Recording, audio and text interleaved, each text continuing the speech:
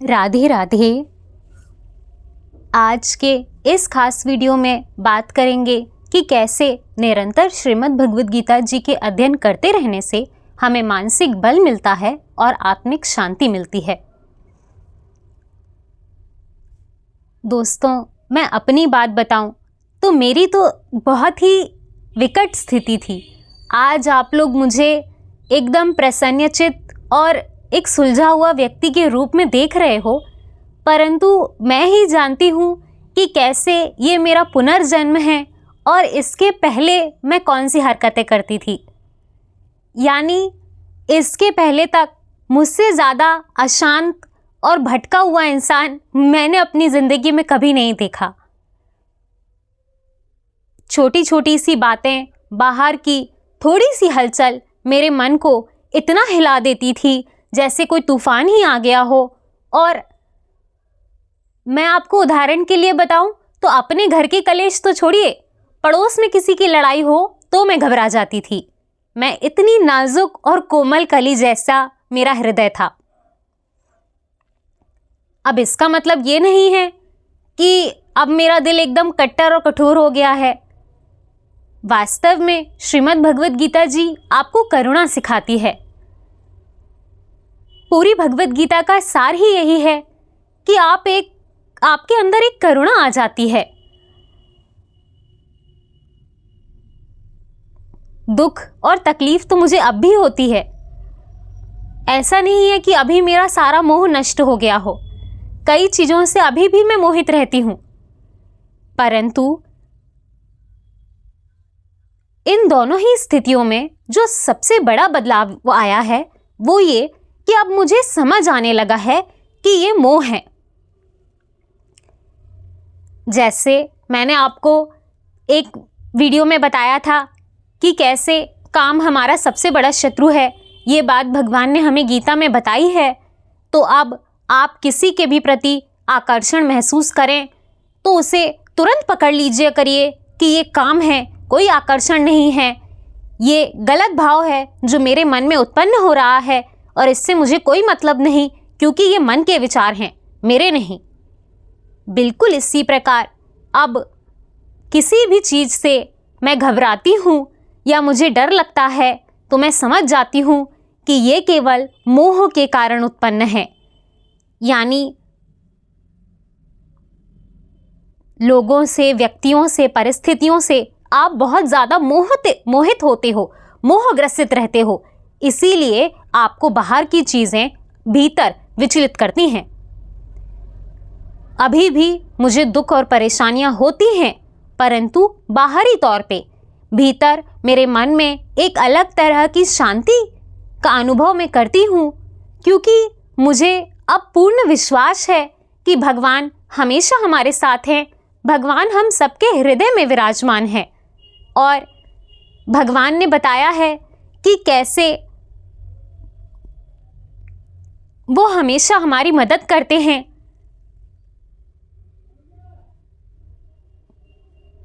आखिरी श्लोक में भगवान बताते हैं कि तुम मेरी तरफ आ जाओ, मैं तुम्हें सभी पापों से मुक्त कर दूंगा। इसका मतलब है कि हमारा काम केवल भगवान पर भरोसा करना है, बाकी सब वो देखेंगे। हमारी नैया वो ही पार लगाएंगे और किसी चीज़ की फिक्र करने की हमें ज़रूरत नहीं। और जो सबसे बड़ी चीज़ अब मेरे मन में बिल्कुल बैठ गई है, मैं समझने लगी हूँ कि बाहर की सारी चीज़ें माया के द्वारा उत्पन्न हैं। जो भी जीव दुख भोगता है वो अज्ञान के कारण भोगता है। अब वो चाहे मेरे शरीर से संबंधित लोग हों या कोई भी हो, वो व्यक्ति जब दुखी होता है तब मैं यही सोचती हूँ कि इसके दुख का वास्तविक कारण कोई ऐसा नहीं है कि इससे कोई चीज़ मिल जाएगी तो ये खुश हो जाएगा, या ये जैसा चाह रहा है वैसी परिस्थिति बन जाएगी तो इसके सारे दुख दूर हो जाएंगे। ऐसा नहीं हो सकता। इसके दुख का कारण केवल अज्ञान है और इसीलिए अब मेरा मोह बहुत कम हो गया है। ये जान के, ये समझ के कि मेरे अपने परिजनों से भी मैं इतना मोहग्रसित रहती थी कि अगर मैं सपना भी देख लूँ कि वो परेशान हैं तो मैं व्यथित हो जाती थी। परंतु बहुत सी ऐसी चीज़ें हैं जो अब मेरी समझ आ चुकी हैं कि इस भौतिक दुनिया में सुख नहीं है। मेरे परिजन हो या कोई भी हो या मैं खुद भी अगर संसार में सुख ढूंढने जाएंगे तो हमेशा दुखी रहेंगे और इस दुख का कोई अंत नहीं है। अगर आपको दुखों के इस सागर से बाहर निकलना है तो वो केवल भगवान की शरण में आके कर सकते हैं और इसके अलावा और कोई रास्ता नहीं है। ऐसा सब समझ के, जान के और निरंतर अध्ययन करके मेरी समझ आया कि अब किसी भी चीज़ से मोह करना, परिजनों के प्रति बहुत ज़्यादा आसक्ति रखना, ये मेरा है, ये मेरे हैं, ये क्या कर रहे हैं, इन्होंने मुझे क्यों ऐसा कहा, वो कौन है, ये बातें ये क्यों करते हैं, इस तरह के विचार अब मेरे मन में नहीं आते। बाहर की परिस्थिति कितनी ही बिगड़ जाए, मेरे मन में एक अलग तरह की शांति का अनुभव मैं हमेशा करती हूँ। बाहर की परिस्थितियाँ अब मुझे अंदर से उतना नहीं हिला देती जितना पहले करती थी। दूसरा दोस्तों, जैसा मैंने बताया कि हमारा वास्तविक संबंध केवल भगवान से है, इसीलिए अब मेरे कोई भी संबंधी किसी भी तरह का काम कर रहे होते हैं या कोई ऐसी चीज़ वो कर रहे होते हैं जिसका असर मुझ पे भी पड़ने वाला है, तब भी मैं कभी विचलित नहीं होती, कभी ये नहीं सोचती कि ये ऐसा क्यों कर रहे हैं। मुझे पता है कि हमारा संबंध केवल भगवान से है और यहाँ हमारा कोई है ही नहीं, तो जो कुछ भी कर रहा है उन सबको करने दो, उनसे आपको कोई मतलब नहीं। जैसा हमारे गुरुजन कहते हैं कि अमेरिका में बैठ के कौन क्या कर रहा है इससे आपको कोई मतलब नहीं, बिल्कुल उसी प्रकार अब एक ऐसी स्थिति बन गई है कि आस पड़ोस में लड़ाई हो रही हो, घर में कुछ और कलेश हो रहे हों या कोई भी किसी भी तरह की स्थिति बन रही हो, बिगड़ रही हो, पर मुझे अब कोई फ़र्क नहीं पड़ता। अब मैं समझ चुकी हूँ कि सारी जो हमारे दुख का कारण है वो आसक्ति से उत्पन्न होता है। हमने आसक्ति कर ली कि ये हमारे अपने हैं, इनसे मोह कर लिया, इसीलिए दुख हो रहा है। आप कृष्ण से मोह करोगे, कृष्ण के प्रति आसक्त रहोगे तो हमेशा आनंद रहोगे। और ये संसार में कलेश नहीं, ये संसार ही कलेश है, ये आप समझोगे तो यहाँ से आप बाहर निकल जाओगे।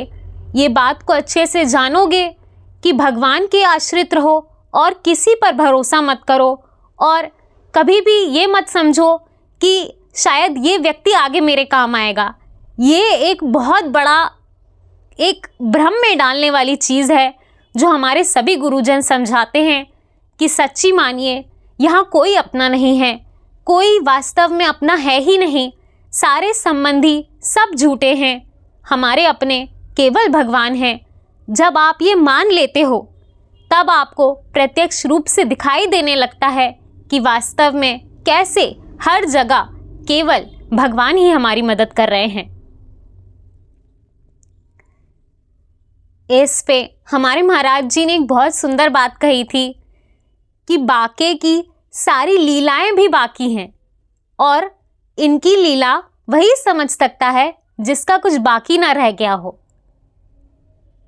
अगर आपको उनकी वास्तविक लीला का अनुभव करना है तो आप ये मान के चलिए कि इस संसार में आपका कोई नहीं, हम भगवान के हैं और केवल भगवान के हैं, भगवान हमारे हैं और कोई नहीं।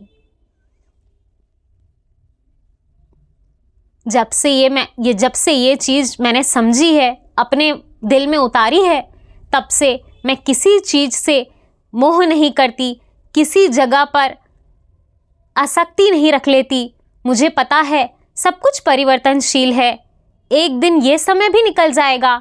जैसे मैं अपने पूर्व की जीवन में बहुत कुछ भूल गई, स्कूल से निकली थी तो सोचा था कि स्कूल को कैसे भूल पाऊंगी, कॉलेज से निकलते वक्त सोच रही थी कि यार कितना सुंदर सफ़र था, आज इसका अंत हो गया। जब पहली बार बाहर नौकरी करने गई तब सोचा था कि ये पल मैं कभी नहीं भूल पाऊंगी। उसके बाद अब की जो यात्रा है, मुझे समझ आता जा रहा है कि ये सारे ज़िंदगी के पड़ाव होते हैं, ये कटते जाते हैं, उस समय हमें ज़रूर लगता है कि ये मेरे लिए बहुत ज़रूरी है और मैं इसके बिना नहीं रह पाऊंगी, परंतु ऐसा कुछ नहीं होता। ये सब कुछ भगवान की माया द्वारा रचित है और भगवान की माया इतनी प्रचंड होती है कि वो आपको फिर किसी और चीज़ में लगा देगी और आप फिर अपने पूर्व का भूल जाएंगे। इसका मतलब है कि वास्तव में यहाँ कुछ सच है ही नहीं। आपने ही अपने मन में एक भ्रमित, एक काल्पनिक दुनिया खड़ी कर रखी है, जिसमें आप चीज़ों को, लोगों को, परिस्थितियों को और यहाँ तक कि समय को अपना समझ लेते हैं। ये सभी चीज़ें किसी की नहीं होती, बदलती ही जाती हैं और इस प्रकार हमें बस करना ये होता है कि इनके हिसाब से एडेप्टेबल, यानी जैसे जैसे ये बदलती जा रही हैं वैसे हमें इनके साथ ढलना सीखना होता है।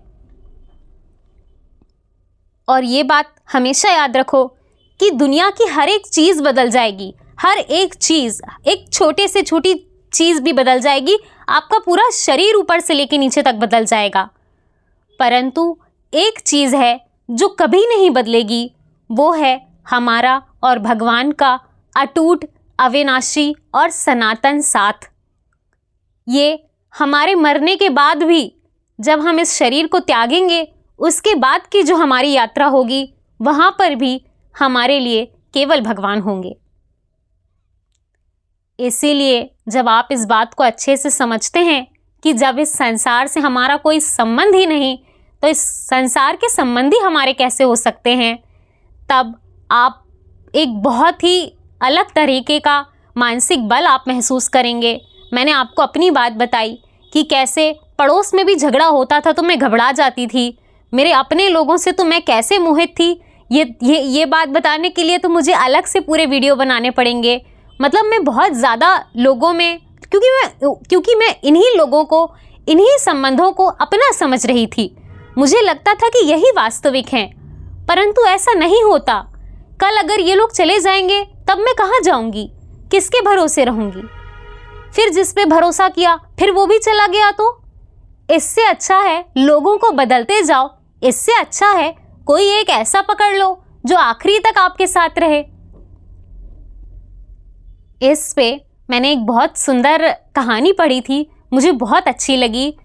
उसमें बताते हैं कि एक व्यक्ति नया पर्स खरीदता है, तो वो जो जेंट्स पर्स आते हैं उसमें आगे साइड में फ़ोटो लगाने का होता है। कई लोग उसमें कार्ड वगैरह भी रख लेते हैं और कुछ लोग फ़ोटो रखते हैं। तो वो बच्चा छोटा होता है, तब वो जब वो पर्स खरीदता है तब उसमें भगवान की फ़ोटो लगी होती है, मोर मुकुट वाली। तो वो उस फ़ोटो को हटा के अपने माता पिता की फ़ोटो लगा लेता है। वो सोचता है कि भगवान से भी ऊपर तो मेरे माता पिता हैं।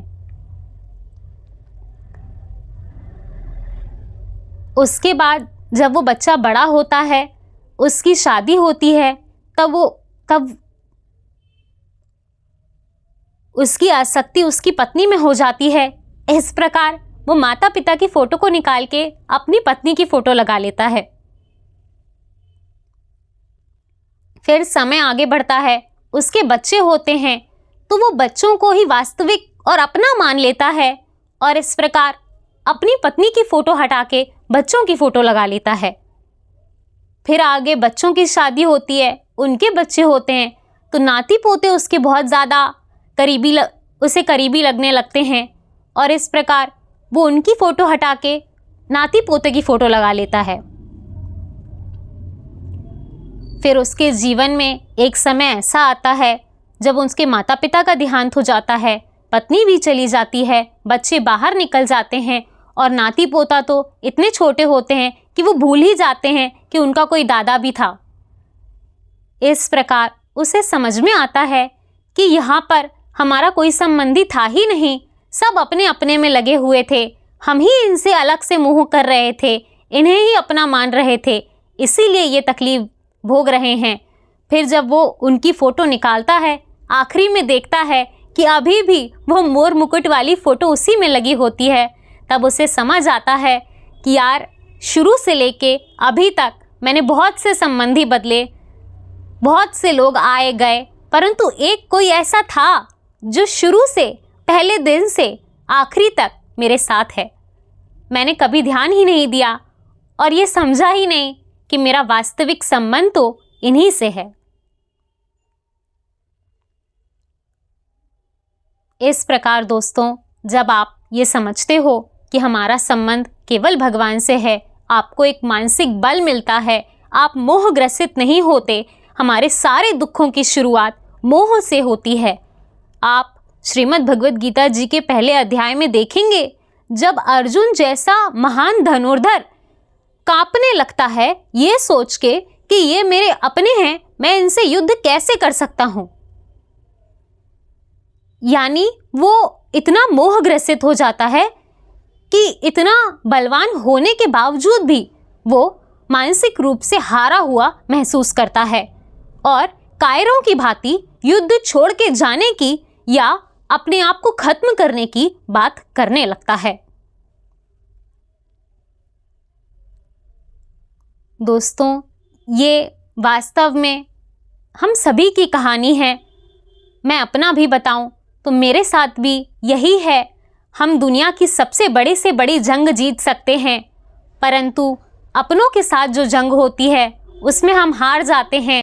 दोस्तों, यही वास्तव में मेरी कहानी का एक हिस्सा मुझे लगता है कि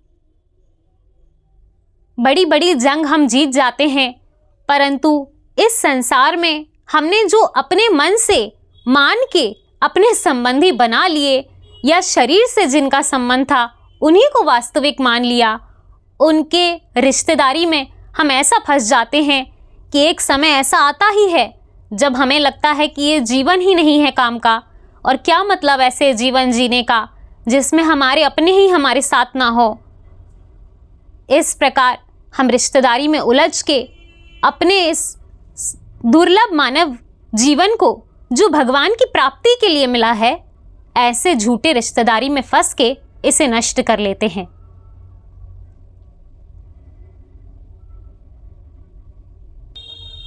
इससे मैंने ये बात समझी कि इस दुनिया की रिश्तेदारी से आपको, अगर आप बहुत ज़्यादा आसक्ति रख लोगे तो आपको केवल दुख मिलेगा। अगर आप भगवत भाव रखकर सबके साथ रहोगे तब आपको कोई परेशानी नहीं होगी। आप ये मान के चलोगे कि भगवान ही मेरे माता पिता के रूप में आए हैं, भगवान ही मेरे प्रेमी पति या बच्चों के रूप में आए हैं, और ये चले भी जाएं तो क्या फ़र्क पड़ता है। भगवान तो रूप धर के आए थे, वो तो मेरे हृदय में ही विराजमान है। बाहर से तो केवल उन्होंने एक रोल करने के लिए रूप रखा था। अगर आप ऐसे समझोगे तो कभी आप रिश्तों के ताने बाने में उलझोगे नहीं और इस दुखालय रूपी दुनिया में रिश्ते आपके सबसे बड़े दुख का कारण भी नहीं बनेंगे। तो इस प्रकार मैंने आपको इस वीडियो में बताया कि कैसे मैंने श्रीमद् भगवद गीता जी से समझा कि इस दुनिया की रिश्तेदारी में उलझ के हम सबसे ज़्यादा दुख भोगते हैं, परंतु अगर हम इस वास्तविकता को समझ लें कि हमारा संबंध केवल भगवान से है, दुनिया से ज़्यादा आसक्ति या मोह ना रखें, तो हम मानसिक रूप से बलवान बनते हैं, क्योंकि हमें पता होता है कि जो हमारा अपना है वो तो हमेशा हमारे साथ है। इस दुनिया से हमें कोई मतलब नहीं है, जिसको जो करना है करो, हमें कोई फ़र्क नहीं पड़ता। जब इस तरह से आप समझते हो तब आप मानसिक रूप से बलवान बनते हो, आत्मिक रूप से शांत बनते हो और आपका मन हमेशा प्रसन्न रहता है। ये मेरा निजी अनुभव है। इसीलिए आप भी श्रीमद् भगवद गीता जी पढ़िए, ये समझिए कि कैसे भगवान ने हर श्लोक में हमें अपने इस दुर्लभ मानव जीवन को उन्नति की तरफ ले जाने का लक्ष्य दिया है, और हमें उन्हीं के बताए रास्ते पर, उन्हीं के स्मरण में रहकर बस उन्हीं को प्राप्त करने के लिए चलते रहना है। इसी तरह भगवान की कृपा हम सब पे बनी रहे। राधे राधे।